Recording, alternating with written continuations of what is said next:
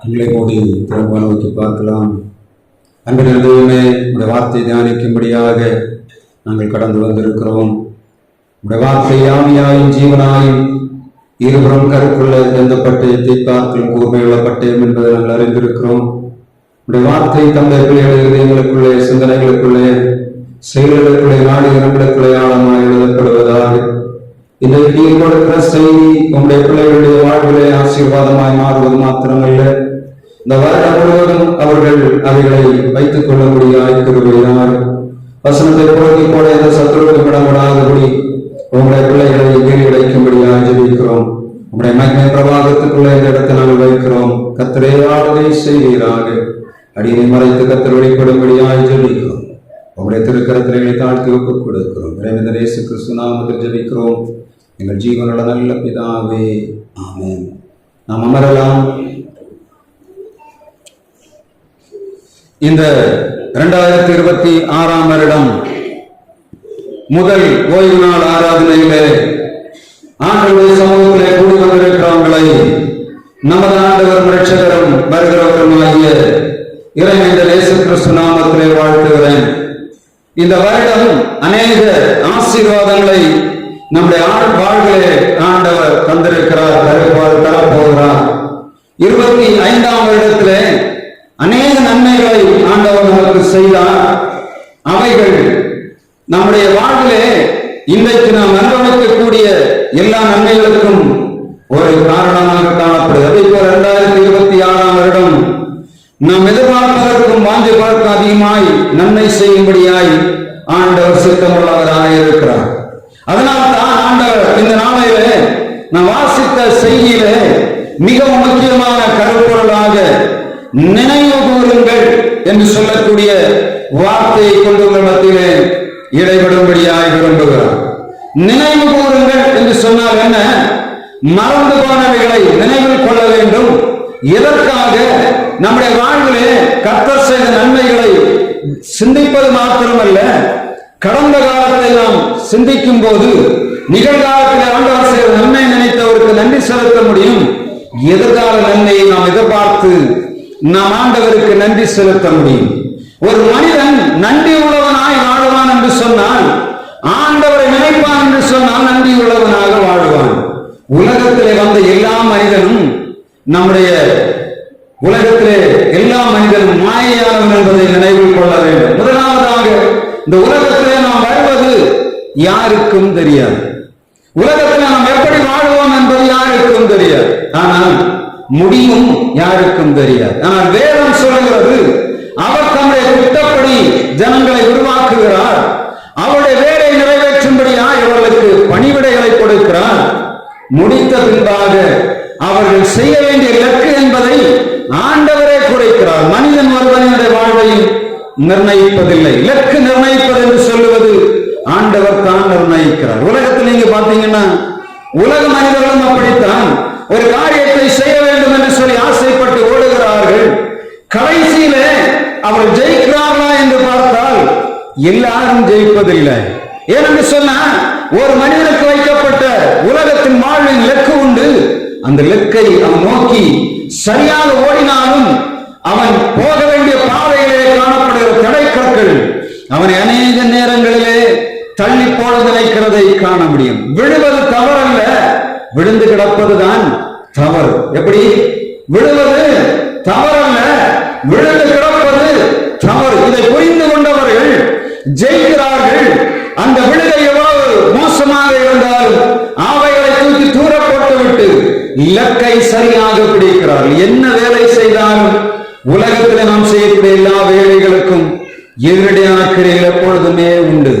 நாம் எதை தீர்மானித்து போனாலும் ஒரு ஓடுகிற ஓட்டப்பந்தயத்திலே நமக்கு அநேக வேதனைகள் உண்டு. ஓட்டப்பந்தயத்திலே கர்த்தர் தருகிற எல்லா பலனையும் ஏற்றுக்கொண்டு நாம் ஓடுவோம் என்று சொன்னா ஜெயிப்போம். வழியிலே நாம் பலனை இழந்து போவோம் என்று சொன்னா இலக்கை சரியாக அடைய முடியாது. நாம் அடிக்கடி காணொளிகளை பார்க்கிறோம். ஓட்டப்பந்தயத்தில் ஓடுகிற ஜனங்கள் நீங்க நல்ல வேகமாக ஓடி வருவார்கள். கடைசி நேரத்தில் நீங்க பார்த்தீங்கன்னா அந்த கோட்டை தொடுவதற்கு முன்பாக அநேகர் கால்களில் பிறண்டு போய் வேறு பிரச்சனைகளால் மாட்டிக்கொள்ளுகிறார்கள். இதிலும் ஒரு சிலர் தப்பிக்கொள்கிறார். யார் தெரியுமா? நான் ஒரு காணொலியை பார்த்துக் கொண்டிருந்தேன். ஒரு ஓட்டப்படத்தில் ஓடிக்கொண்டு வருகிறார். கடைசி நேரத்தில் வந்து விட்டார். கடைசியில கால்கள் சறுக்கி விட்டது. 3 பேரும் மிக மிக அருகான கோட்டிலே வந்து விட்டார்கள். அடுத்த காலடி வைப்பதுதான் ஃபர்ஸ்ட் செகண்ட் தேர்டை தீர்மானிக்க முடியும். நான் சைடுல அங்க கேமரா வழியாக போக்கஸ் பண்ணி இருக்கிறதை பார்த்தேன். கால் 3 பேரும் ஒரே நேரத்தில் வைக்கக்கூடிய அந்த ஓட்டப்பந்தயத்தின் முடிவிலே ஒரு ஆள் கால் தடுக்கி விட்டது. அவர் நேரடியாக போய் விழுந்து விட்டார். யாருக்கு பரிசு கிடைத்தது? நின்றவர்களுக்கு அல்ல, விழுந்தவன் பரிசை தட்டி சென்றான். காரணம் என்ன? முன்னாள் ஓடிக்கொண்டு வந்தான், கால் சறுக்கி விட்டது. ஓட்டப்பந்தயத்தில் 3 பேரை பார்த்து சொல்லுகிறார்கள்.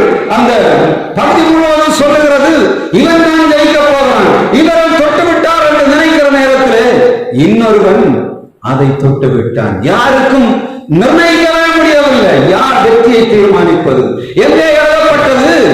மனிதன் எழுதவில்லை, ஆண்டவரே எழுதினார். நான் சமீபத்தில் இந்த ஜெனிமா ரோட்ரிக்ஸ் என்று சொல்லக்கூடிய ஒரு பிள்ளை சவுத் ஆப்பிரிக்காவுக்கு எதிராக விளையாடி கொண்டிருந்த நேரத்தில் ஒரு பெரிய காரியம் நடந்தது.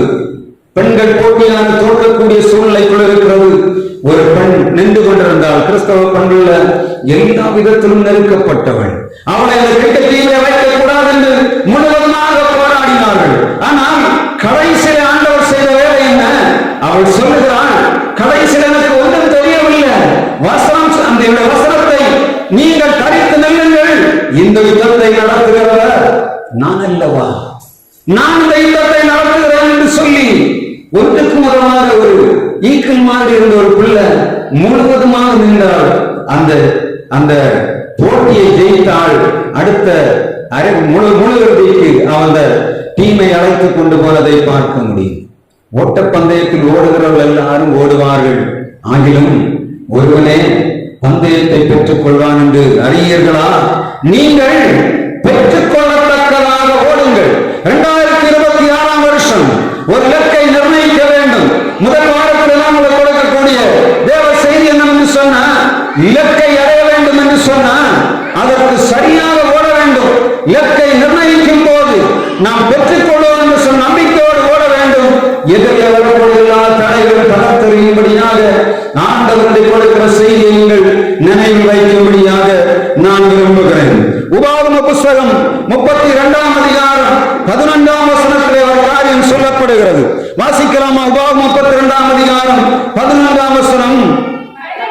கழுகு தன் கூட்டை கலைத்து தன் குஞ்சுகளின் மேல் அசைவாடி தன் செட்டைகளை விரித்து அவைகளை எடுத்து அவைகளை தன் செட்டைகளின் மேல் சுமந்து கொண்டு போகிறது போல கர்த்தர் ஒருவனே அவனை நடத்தினார், அந்நிய தேவன் அவரோட இருந்ததில்லை. யாத்ரா புஸ்தகம் 13ஆம் அதிகாரம் 3ஆம் வசனத்தை இதே வார்த்தையானவர் சொல்லுகிறதை பார்க்க முடியும். எப்படி இஸ்ரவேலின் அடிமைத்தனத்திலிருந்து இஸ்ரவேல் ஜனங்கள் எழுத்தின் அடிமைத்தனம் ஆண்டவர் விடுதலையாக்கி கொண்டு வருகிறார். ஓங்கிய வேற்றினாலும் பலத்த கைகளினாலும் இஸ்ரவேல் ஜனங்களை எகிப்தின் அடிமைத்தனம் ஆண்டவர் மீட்டெடுத்துக் கொண்டு வருகிறார். இங்கே உபாகமத்திலே மோசே தன்னுடைய வார்த்தை எழுதும் போது ஆண்டவரை அந்த ஜனங்களிடத்திலே சொல்லுகிறான், கழுகு தன் கூட்டை கலைத்து தன் குஞ்சுகளின் மேல் அசைவாடி அவைகளை எடுத்து தன் செட்டைகளின் மேல் சுமந்து வந்ததை நீங்கள் நினைவில் கொள்ள வேண்டும் என்று சொல்லுகிறார். 2025ஆம் வருஷம் எத்தனையோ தோல்விகள், நீங்கள் நினைத்து பாருங்க, எத்தனை தோல்விகள் வந்தது.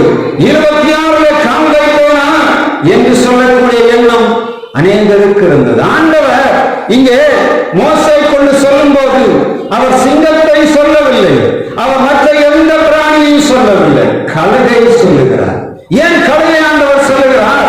உலகத்தில் மிக விசேஷமான பறவை இனங்களிலே ராஜாளி என்று சொல்லக்கூடிய இந்த கழுகு, அது கட்டுகிற கூடு உன்னதத்தில் இருக்கும். எவ்வளவு பெரிய மிருகங்கள் பறவைகளானாலும் அது தொட முடியாத அளவு தூரத்திற்கு அதை கொண்டு போய் வைக்கும். அது மாத்திரமல்ல, கழுகு தன் கூட்டை கட்டுகிறதை நீங்க பார்த்தீங்கன்னா சாதாரணமா கிட்டாது. அது 100 அடி உயரத்தில் இருக்குதுன்னு சொன்ன அவ்வளவு காய்ச்சலே மோதும். அப்ப அந்த கூடவே இருக்கணும், நல்ல ஸ்ட்ராங்கா இருக்கணும். நான் தேடி பார்த்தேன். முதலாவதாக அந்த கூடு மிகப்பெரிய கிளைகளினாலே, மரக்கிளைகளினாலே 4 கிலோ 5 கிலோ எடையுள்ள மரக்கிளைகளை கொண்டு வந்து இந்த ஆண் பறவையும் பெண் பறவையுமாக சேர்ந்து கூடு கட்ட ஆரம்பிக்கிறது. கிட்டத்தட்ட 9 அடியிலிருந்து 13 அடி அதுக்கு விரிவு இருக்கும். உயரமும் நீங்க பாத்தீங்கன்னா ஒரு ஆள் நின்றால் அந்த கூட்டுக்கு மேல நம்ம நின்று விட முடியும், அவ்வளவு வெயிட்டாக அதை உருவாக்கும். ஏன் காற்று போகக்கூடாது.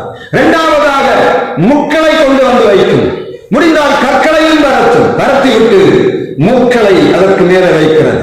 அதற்கு பின்பாக பொற்களை கொண்டு வருகிறது. அதை வைத்து விட்டு எல்லாத்தையும் முடித்து விட்டு ஒரு அடி சைடுக்கு ஒரு 300 400 சென்டிமீட்டர் அளவு 1-1.5 அடி அளவுக்கு சரியாக உட்காரக்கூடிய அளவுக்கு அந்த கூட்டை நந்த இந்த தன்னுடைய இறகுகளை அப்படியே பிடித்து அதை போட்டு விட்டும். உட்கார்ந்து விட்டு முட்டையை அதிலே போடும். எத்தனை முட்டை போடும்? 2 முட்டை போடும். ஆனால் ஒன்றுதான் தேவை. அதை நான் ஒருவேளை இந்த வாரத்தில் கட்ட நான் வாய்ப்பு நான் உங்களுக்கு எக்ஸ்பிளைன் பண்ணுவேன். கழுகு தன்னுடைய கூட்டை கட்டும் போது மிக விசேஷமாக கட்டுகிறது. ஆனா ஆண்டவர் சொல்லுகிறார், கழுகு தன் கூட்டை கலைக்கிறது. கழுகு எதற்காக கூட்டை கலைக்கிறது? யாருக்காவது தெரியுமா? கழுகு எதற்காக கூட்டை கலைக்கிறது? ஒரு 2-3 மாசம் இந்த குட்டிக்கு நல்ல சாப்பாடு போடும். நீங்க பாத்தீங்கன்னா அது பிடிச்சிட்டு போற மீனை பாத்தீங்கன்னா நமக்கே அதிசயமா இருக்கு. காலை இவ்வளவு பெரிய மீன் கொண்டு போக முடியுமா? ஆடுகளை வேட்டையாடி விட்டு போகும். சின்ன சின்ன பிராணி குரங்களை கொண்டு போடுகிறது. ஆனால் இந்த சாப்பாடு அந்த 3 மாசத்துக்கு பத்தாது.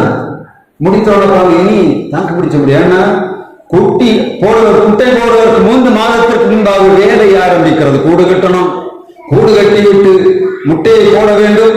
குஞ்சு அது பொறிக்கிறது வரை நம்ம அடைகாக்க வேண்டும். 3 மாசம் சாப்பாடு போடணும். கொஞ்சம் எத்தனை மாசம்? 6 மாசம் மினிமம். முழு வேலை அதுக்கு. இப்போ பார்த்து 3 மாசம் சாப்பாடு போட்டாச்சு, தளர்ந்து போயாச்சு. என்ன பண்ணணும்? இனி அதுக்கு சாப்பாடு கொடுக்க முடியாது. இப்ப என்ன பண்ணணும்? அதை பறக்க வைக்கணும். கொஞ்சம் போல இறகு முளைக்க ஆரம்பித்த உடனே இது பார்க்கணும். முதல்ல வந்து பார்க்கணும், அதை தட்டி பார்க்கணும், ஒன்றும் சிந்தாது. உடனே என்ன பண்ணணும்னா முதலாவது தன்னுடைய கூட்டை கொஞ்சம் கொஞ்சமா உருவும். முதல்ல என்ன பண்ணணும்னா அந்த அந்த இறகை முதலாவது எல்லாத்தையும் பிடிக்க தூர போடும். போட்ட உடனே அந்த முள்ளு கொஞ்சமா மேல வரும். முள்ளு வந்த உடனே இந்த கழுகு குஞ்சானது அந்த முள்ளில் பட்ட உடனே வலி எடுத்து குதிக்க ஆரம்பிக்கும். ஐயோ, எனக்கு அம்மா ஒரு நல்ல அம்மாவாக இருந்தது, இப்ப மகா பெரிய கொடூரக்காரியாய் மாறி போயிட்டு சொன்ன நம்ம அப்படிதான் சொல்றோம். ஆண்டவர் எல்லா நன்மைகளையும் தருகிறார். ஆனால் கொஞ்சம் சோதனை கொடுத்த உடனே ஆண்டவரை முறுமுறுக்க ஆரம்பிக்கிறோம். ஆனால் ஒன்று நமக்கு தெரிய வேண்டும். 2025 வருஷத்திலே அநேக பாடல்களை நடத்தி வந்திருக்கிறார். எதற்காக? நீங்கள் பறக்க வேண்டும், சுயமாய் பறக்க வேண்டும். உங்களுடைய வாழ்வு ஆசீர்வாதமாய் மாற வேண்டும், பிறருக்கு அது நன்மையாய் மாற வேண்டும் என்று சொல்லித்தான் ஆண்டவர் 2025 வருஷத்துல என்ன பண்ணார்? கொஞ்சம் போல கூட்டை கலைத்து கொஞ்சம் முள்ளுகளுக்குள்ளே கொண்டு வருகிறார். அதுக்கு பிறகு என்ன பண்ணுகிறார்? வசனம் சொல்கிறது, ஆண்டவர் தன்னுடைய செட்டைகளை கொண்டு, அந்த கழுகு செட்டைகளை கொண்டு போய் அதை அசைவாட்டத்தை அடி கொடுக்கிறார். எனக்கு தள்ளி போடுறதுக்காக என்ன பண்ணோம்? குஞ்சு கொண்டு அசைவாடி அதை எப்படியாவது தள்ளி போடணும். எழுப்பவே செய்யாது. என்ன பண்ணும்? நல்ல மூக்கு முட்டை சாப்பாடு கொடுத்தா என்ன பண்ணும்? சாப்பிட்டு துன்பமா இல்லையா?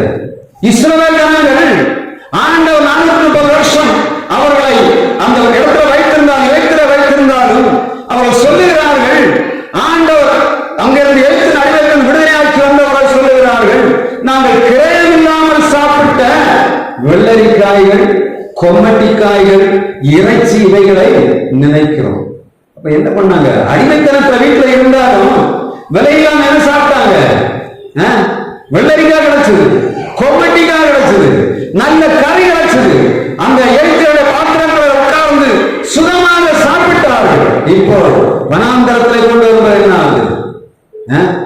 சாப்பாட்டு குறைச்சல் வந்துச்சு, தண்ணி குறைச்சல் வந்துச்சு. இப்ப ஆண்டவர் நடத்தி கொண்டு வருவதற்காக கானான் தேசத்துக்கு நேராக கொண்டு வருகிறார். இந்த சின்ன சோதனை அவருக்கு கொடுக்கிறார். அதுதான் ஆண்டவர் என்ன பண்ணுகிறார்? வசனம் சொல்லுகிறது, கழுகு தன் கூட்டை கலைத்து இஸ்ரவேல் ஜனங்களை எகிப்தின் அடிமைத்தனது கர்த்தர் விடுதலையாக்கி கானானுக்கு நேராக கொண்டு போவதான் ஆண்டவருடைய நோக்கம். வழியிலே அவரை சோதிக்க தண்ணீர் இல்லாதபடி சோதிக்கிறார், வனாந்தரத்திலே உணவில்லாதபடி சோதிக்கிறார். ஆனால் ஒன்று குறையில்லாதபடி நடத்தி கொண்டு வருகிறார். நம்ம மாதிரி இல்ல, பகலிலே மேகஸ்தம்பம், இரவு அக்கினி ஸ்தம்பத்திலே இஸ்ரவேல் பத்திரமா பொழுதுகள் அறைய கொண்டு வந்த மாதிரி வனாந்திரத்துல நடத்தி கொண்டு வருகிறார். இப்பொழுது எதற்காக செய்கிறார்? கானான் தேசத்துக்கு கொண்டு போக முடியாது. மோசே சொல்லுகிறான், நீங்கள் கோபப்பட்டபடியினாலே, நீங்கள் எனக்கு கோபத்தை உருவாக்கினபடியினாலே நான் எங்கே போக முடியாது. ஆனால் நீங்கள் போக போகிறீர்கள். செய்ய வேண்டியது என்ன? You must remember the deliverance of the from the bondage of Egypt. எகிப்தின் அடிமைத்தனத்திலிருந்து நீங்கள் விடுதலையான நாட்களை நினைக்க வேண்டும். எப்படி 2026 வருஷம் இது ஜெயத்தின் வருஷமாய் மாற வேண்டும் என்று சொன்னார்.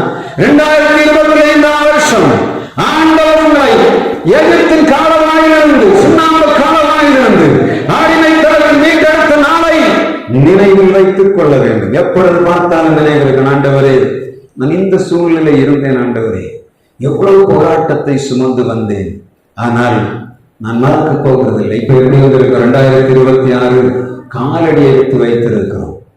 நீங்கள் ஜெயிக்க வேண்டும் என்று சொன்னா என்ன பண்ணணும்?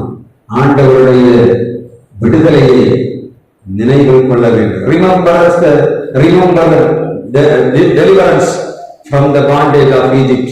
எகிப்தின் அடிமைத்தனத்திலிருந்து விடுதலையான நாளை நீங்கள் நினைக்க வேண்டும். இரண்டாவதாக ஆண்டவர் சொல்லுகிறார், வாசித்த மத்தேயு 14ஆம் அதிகாரம் 19ஆம் வசனம், மத்தேயு 6ஆம் அதிகாரம் 9-10 வசனங்களிலே ஆண்டவர் சொல்லுகிறார், எனக்கு என்னுடைய கர்த்தர் செய்த அதிசயத்தை நினைவு கூற வேண்டும் என்று சொல்லுகிறார்.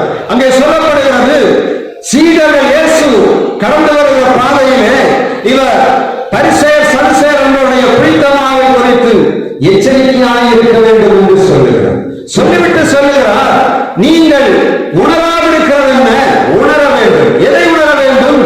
பரிசேயர் சதுசேயர் என்பவருடைய புளித்த மாவை அல்ல, நான் 5 அப்பங்களையும் 2 மீன்களையும் கொண்டு 5000 பேரை போஷித்தேன் அல்லவா, அதை நீங்கள் நினைவு கூறாமல் இருக்கிறீர்களா என்று கேட்கிறார். ஆண்டவன் உண்மை துன்பப்படுத்தினது உண்மைதான். உங்களுக்கு குறைவு தந்தாரா? இல்லை. 2025ஆம் வருஷம் எத்தனை நன்மைகளை ஆண்டவர் செய்தார், வாழ்விலே அற்புதங்களை செய்தார், அதிசயங்களை செய்தார். குறைவாய் கிடக்கிற நேரங்களிலே குறைவை நிவர்த்தியாக்கினார். அநேகர் சொல்லுகிறார்கள், ஆரம்பத்தில் என்னுடைய கையில காசே இல்லை, நான் இந்த வருஷத்தை எப்படி கடத்துவேன் என்று தெரியாது. அநேகர் சொல்லுவதை கேட்டிருக்கிறேன். சமீபத்தில் ஒரு நண்பரிடத்தில் சொன்னார், நண்பரே மாதத்துல கொஞ்சம் போல பென்ஷன் காசு வரும், அதை 1ஆம் தேதி வந்தது, 3ஆம் தேதிக்குள்ள கையில காசு இல்லை, மீதி நாட்களை எப்படி கடத்துவேன் என்று தெரியாது. ஆனால் ஆண்டவர் 30ஆம் தேதி சொல்லுகிறார், எவ்வளவு அதிசயமாய் நடத்தி கொண்டு வந்தார். ஒரு மனிதனுக்கும் கடன் வாங்கவில்லை, ஒரு மனிதனுக்கும் கொடுக்க வேண்டியதில்லை, மிக அதிசயமாக நடத்தி கொண்டு வந்தார். நம்முடைய ஆண்டவர் யார்? 5 அப்பங்களை கொண்டு 5000 பேரை போஷிக்கிறவர், 2 மீன்களை கொண்டு திரளான மீன்கள் திரளான ஜனங்களை அவர் என்ன பண்ணுகிறார்? போஷிக்கிறவர். ஆண்டவருடைய நடத்தல் யோசித்து பாருங்க. வனாந்தரம் ஒன்றுமில்லாத இடம். சீஷலை பார்த்து சொல்லுகிறார், நீங்கள் இவர்களுக்கு ஆகாரம் கொடுங்கள், சோர்ந்து போய் கிடக்கிறார்கள். அவர் சொல்லுகிறார், இல்ல, நீங்க இவர்களுக்கு ஆகாரம் கொடுக்கணும். இந்த ஆண்டவரை பாருங்க, அவருக்கு தெரியுமா தெரியாதா? நான் இவருக்கு ஆகாரம் கொடுக்க போகிறேன் என்று தெரியும். ஆனால் இவர் சோதிக்கிறார், சீடரை சோதிக்கிறார். இவர்களுக்கு நீங்கள் ஆகாரம் கொடுக்க வேண்டும். அந்த காரியங்களை நீங்க எடுத்து பார்த்தீங்கன்னா ஆண்டவர் சொல்லுகிறார், முதலாவது ஜனங்களை உட்கார வையுங்கள். கையில் இருக்கிறதுன 5 அப்பங்களும் 2 மீன்களும். இதை வைத்துவிட்டு இந்த சீடர்கள் இயேசுவிடத்திலே பார்த்திருப்பார்கள், 5000 புருஷர்கள் உட்கார வேண்டும். எப்படி இதை வைத்து போஷிக்க முடியும்? ஆண்டவருடைய வார்த்தை சொல்லுகிறது, அவரே சொல்லுகிறார், நான் 5 அப்பங்களையும் 2 மீன்களையும் கொண்டு 5000 பேரை போஷித்ததை நீங்கள் நினைவில் கொள்ளாமல் இருக்கிறீர்களா என்று கேட்கிறார். நம்முடைய வாழ்விலே நாம் பிறரை நோக்கி பார்க்கிறோம், அடுத்தவர்களை தேடி பார்க்கிறோம். இது எனக்கு சரியில்லை, நான் ஓடி போக வேண்டும் என்று நினைக்கிறேன். ஆண்டவர் இங்கே சொல்லுகிறார், பரிசேயர் சதுசேயருடைய புளித்தமாம் என்று சொன்னாங்க. பொல்லாத உபதேசங்கள் தேசத்திலே பறந்து கிடக்கிறது. கர்த்தரை விட்டு வழிகாட்டி போக பண்ணும்படியாக அநேக உபதேசங்கள் தேசத்திலே பறந்து விட்டது. சிலர் கொஞ்சம் போற பணம் தானே, பொருள் தானே சொன்னா என்ன பண்ணுறாங்க, பின்னாடி ஓடி போக நினைக்கிறாங்க. ஆண்டவர் சொல்றார், அது இல்லை, நான் உன்னை நடத்துகிறவர், நான் உன்னை ஆசீர்வதிக்கிறவர், ஒன்றுமில்லாமல் உருவாக்குகிற ஆண்டவர், நான் வல்லமை மகத்துவமுள்ள ராஜன் என்பதை நாம் நினைவில் கொள்ள வேண்டும். ஆண்டவர் யார்? பிணியாளிகளை விடுதலையாக்கினார். அவர் போன இடங்களெல்லாம் அசுத்தாவிகளை துரத்தினார். அவர் போன இடங்களெல்லாம் பிசாசின்படி அகப்பட்ட ஜனங்கள் விடுதலையானார்கள், நோயாளிகள் சொஸ்தமானார்கள். அதனை வார்த்தை கேட்டுக் கொண்டிருக்கிற சகோதரனே, ஆண்டவராய் இயேசு கிறிஸ்து யார்? அவர் அதிசயங்களை செய்கிறவர், அவர் வல்லமை இருக்கிறவர், அவருடைய குறைகளை நிறைவாக்குகிற உணர்வு நமக்கு எப்பவும் வேணும். அதைத்தான் ஆண்டவர் சொல்லுகிறார். நம்முடைய ஆண்டவர் யார்? கால் எழும்புறவங்கள குறைவுகளை பாராதபடி நிறைவுகளை பார்க்கிறவர். நம்ம ஆண்டவர் யார்? நிறைவுள்ளவர், ஆசீர்வதிக்கிறவர். வருடம் முழுவதும் நீங்கள் கொண்டு போக வேண்டிய ஒரு நினைவு, நம்முடைய ஆண்டவர் யார்? நம்மை செட்டைகளை போல, கல்வின் செட்டையை போல அடிமைத்தனத்தில் மீட்டெடுத்தவர், நமக்கு எல்லா அற்புதங்களை செய்ய வல்லமை உள்ளவர். அடுத்தபடியாக மூன்றாவதாக ஒரு காரியத்தை நாம் நினைவில் வைப்போம் என்று சொன்ன, நம்முடைய வாழ்வை நாம் தடுமாறுவதே இல்லை. உலகத்திலே மிகப்பெரிய தடுமாற்றம் நடந்து கொண்டிருக்கிற காரணம் என்ன? இந்த காரியத்தை அவர் உணர்ந்து கொள்ளாதபடியினாலே அது நடக்கிற. 1 கொரிந்தியர் 11ஆம் அதிகாரம் 26ஆம் வசனத்தை ஒரு வாசிக்கிறோம். 11:11-26. ஆகையால் நீங்கள் இந்த அப்பத்தை புசித்து இந்த பாத்திரத்தில் பானம் பண்ணும் போதெல்லாம் கர்த்தர் வருமளவும் அவருடைய மரணத்தை நினைவு கூறுகிறீர்கள். அடுத்தது, இப்படி இருக்க, அதற்கு முந்தின வசனம் 25, போதனம் பண்ணின பின்பு அந்தபடி பாத்திரத்தையும் எடுத்து, இந்த பாத்திரம் என் இரத்தத்தினாலாகிய புது உடன்படிக்கையாய் இருக்கிறது, நீங்கள் இதை பானம் பண்ணும் போதெல்லாம் என்னை நினைவு கூறும்படி இதை செய்யுங்கள். கர்த்தர் வருமளவும், இயேசு என்ன சொன்னார்? கர்த்தர் வருமளவும் நீங்கள் பருகிற அப்பம், பருகிற ரசம் அல்லது இயேசுவின் ரத்தம், அவருடைய சரீரம், இவை நினைவு கூறப்பட வேண்டும். காரணம் என்ன? அவர் வருவேன் என்று சொல்லி இருக்கிறார். எத்தனை பேருக்கு இயேசு திரும்ப வருவார் நம்பிக்கை இருக்கு? வருவாரா? இயேசு வருவாரா? வருவாரா? எப்படி வருவார்? அப்போஸ்தலர் 1ஆம் அதிகாரம் 5ஆம் வசனத்தில் சொல்லுது, தூதர்கள் அந்த இயேசு எடுக்கப்பட்ட போது சொல்லுகிறார்கள், நீங்கள் கண்களுக்கு முன்பாக காணப்பட்ட இயேசு எப்படி இறந்ததை போனாரோ அப்படியே திரும்பவும் வருவார். நம்முடைய விசுவாச பிரமாணத்தில் என்ன இருக்கு? என்ன அறிக்கை பண்ணணும்? அவர் பொதுவாக காலத்திலே பாடுபட்டார், மரித்து அடக்கம் பண்ணப்பட்டு பாதாளத்தில் இறங்கினார், அங்கிருந்து உயிர்த்தெழுந்து பரலோகத்துக்கு போனார், அங்கிருந்து மரித்தோர் உயிரோடையும் திரும்ப சேர்த்துக் கொள்ளும்படியாக திரும்ப வருவார். ஒவ்வொரு நாளும் அறிக்கை எடுக்கிறோம். ஆனால் நம்முடைய வாழ்க்கை எப்படி இருக்கு? ஒரு காரியத்தை எதிர்பார்த்திருக்கிற நாம் ஆயத்தமாக இருக்கும். ஒரு ட்ரெயின் இருக்கிறது, ட்ரெயினுக்கு போகணும். எவ்வளவு ஆயத்தமா போறாங்க? 8 மணிக்கு ட்ரெயின் வருதுன்னா 7:50 நம்ம ரெடியாகி அங்க போய் இருக்கணும். இல்ல, அப்ப ஆயத்தம் எப்படி இருக்கு? ஒரு எதிர்பார்ப்போடு இருக்கு. கிறிஸ்தவ வாழ்வின் லட்சியம் என்ன? இயேசு உலகத்திலே வந்தார், அவர் அதிசயங்களை செய்தார், அவர் என்ன பண்ணுவார்? திரும்ப வருவார். அப்ப உலகத்தில் நம்ம வாழ்க்கை எப்படி இருக்கும்? இதுதான் நாம் தடுமாறாத வாழ்வு வாழ வேண்டும் என்று சொன்னார். நம்முடைய எண்ணங்கள் நினைவெல்லாம் இந்த உலகத்தில் நான் மண்ணாக வாழ்ந்து கொண்டிருக்கிறேன். இந்த உலகத்தோட வாழ்வு முடிந்து போவதில்லை. எனக்காக உருவாக்கப்பட்ட ஒரு நித்திய ராஜ்யம் உண்டு. யோவான் 17ஆம் அதிகாரம் 2ஆம் வசனத்தை இயேசு சொல்லுகிறார், நான் போய் உங்களுக்காக ஒரு ஸ்தலத்தை ஆயத்தம் பண்ண போகிறேன். நான் போய் உங்களுக்காக ஸ்தலத்தை ஆயத்தம் பண்ணின பின்பு நான் இருக்கிறவர்கள் நீங்கள் இருக்கும்படி நான் மறுபடியும் உங்களை சேர்த்துக் கொள்கிறேன். இயேசு சொல்லித்தான் போன. இப்ப என்ன பண்ணணும்? வாழ்வு உலகத்தில் நம்ம வாழ்ந்தாலும் பரலோக ராஜ்யத்துக்கு அவகாசிகளாய் மாறும். உங்க ஆலயத்தில் வந்திருக்கிற நீங்க ஒரு 1/2 மணி நேரம் தான் செய்தி கேட்கிறீங்க. 1/2 மணி நேரத்தில் பிள்ளைகளை என்ன பண்ணணும்? உட்கார வைக்கணும். நம்முடைய வசனம் ஆண்டவர் 1/2 மணி நேரத்தை நம்ம என்ன பண்ணணும்? கெடுத்து விடக்கூடாது. பிள்ளைகளை கண்டிப்பா உட்கார வைங்க. நம்ம ஆண்டோட சமத்துக்கு கேட்கக்கூடிய ஒரு வார்த்தை உங்களை ஒரு வாரம் நடத்தணும். உங்களுடைய ஜெபம் அதுதான். நான் ஆண்டவர் ஆண்டவரே, பலனற்று போகிற ஜனங்கள் உண்டு, திடனற்று போகிறவர்கள் உண்டு, பிரச்சனைகளுக்குள்ளே வருகிறவர்கள் உண்டு. அவர்களுக்கு நான் கொடுக்க என்னை கொண்ட ஆண்டவர் கொடுக்கிற செய்தி அவளுக்கு அந்த ஒரு வாரமும் கொண்டு போவோம். நாமளே கொடுக்கக்கூடிய ஒரு வார்த்தை. நிறைய வசனம் இருக்குல்ல. ஏன்னா எல்லாத்தையும் உலகத்துல போறவங்களுக்கு என்ன பண்ணும், மறந்து போகணும். ஒரே ஒரு வார்த்தை தான் செய்தி. என்ன செய்தி? ரிமெம்பர், நினைவு கூறுங்கள். நினைவு கூறுங்கள். எவர்களை நினைவு கூறணும்? அடிமைத்தனத்தை, விடுதலையான நாட்களை நினைக்க வேண்டும். Remember the deliverance from the bondage. Remember the goodness of God. இயேசு கிறிஸ்துவின் அதிசயங்களை நினைவு கூற வேண்டும். Remember the coming of Jesus Christ. இயேசு கிறிஸ்துடைய வருகை இந்த உலகத்திலே உண்டு. உலகத்தில் எல்லாம் வைத்து விட்டுத்தான் போகணும். ஆனா என்ன பண்ணணும்? நம்முடைய ஆத்மா தன்னை தந்த தேவனிடத்துக்கு போகணும். நம்முடைய வேலை, ஒவ்வொரு வேலை செய்தாலும் தெரியும், நம்ம உயிரோட வேலை செய்யணும். ஆண்டவர் சொல்லுகிறார், நீ போகிற பாதாளத்திலே வாக்கு வல்லமை இல்லை. என்ன பண்ணணும்?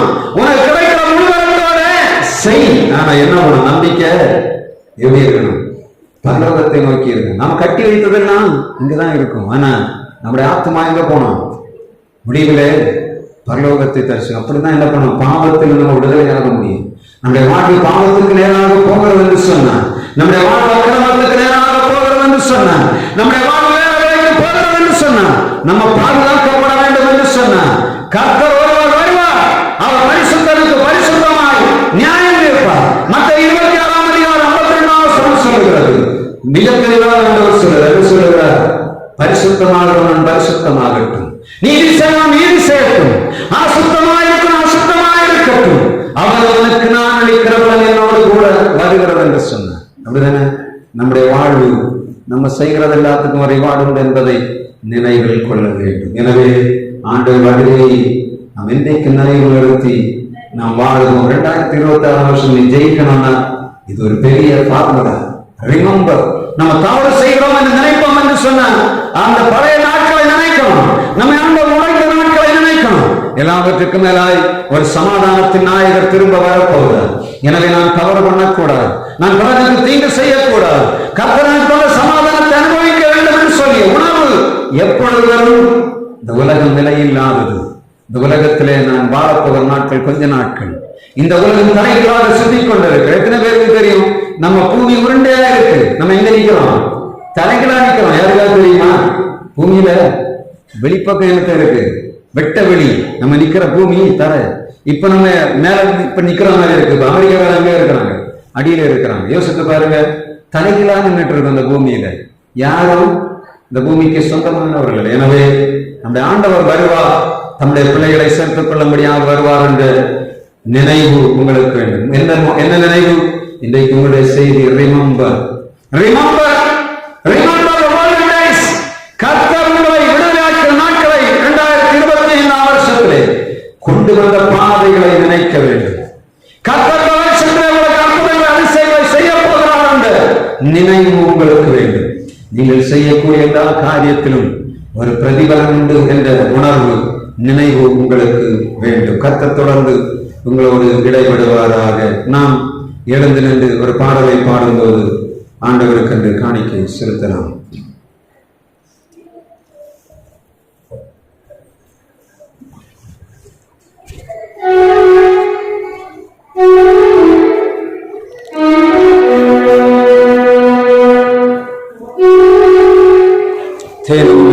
தேனிமையிலும் இயேசுவின் நாமம் திவ்ய மதுரமாமே.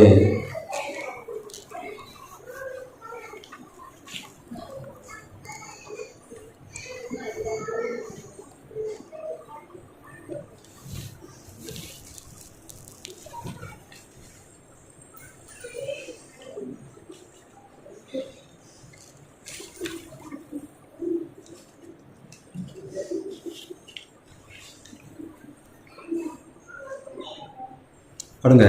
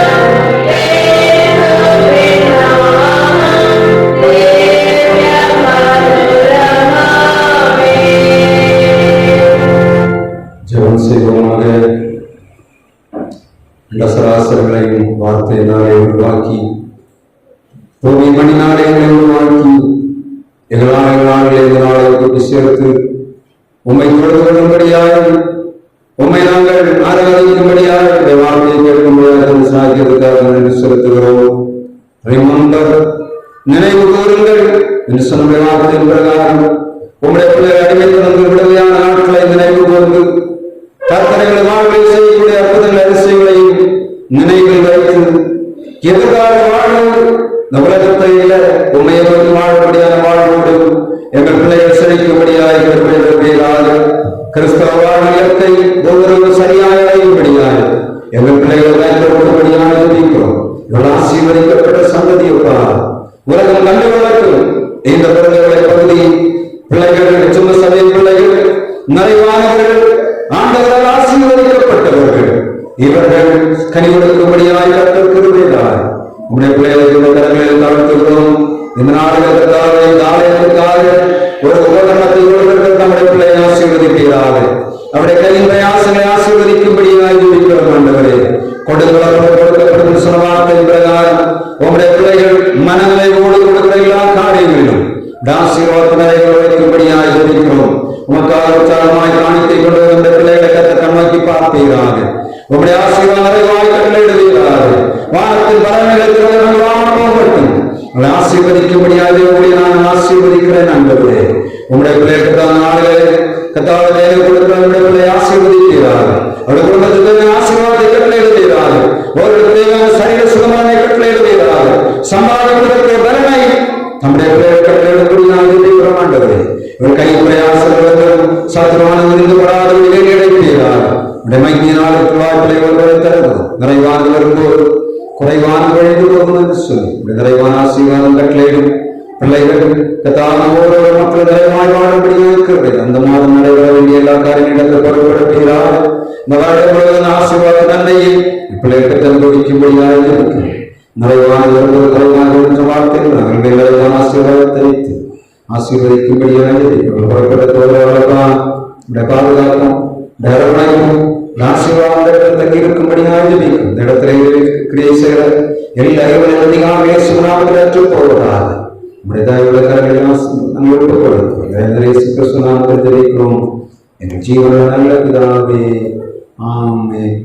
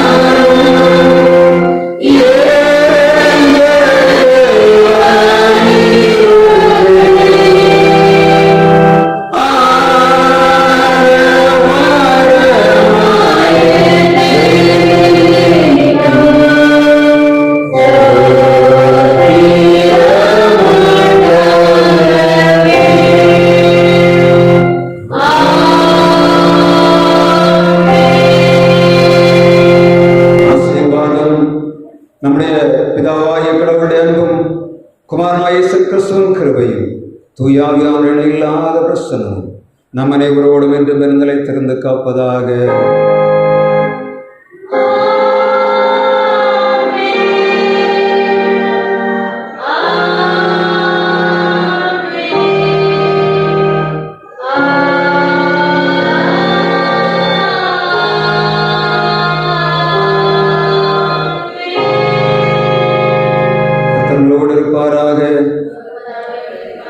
சமாதானத்தோடு சென்று வாருங்கள்.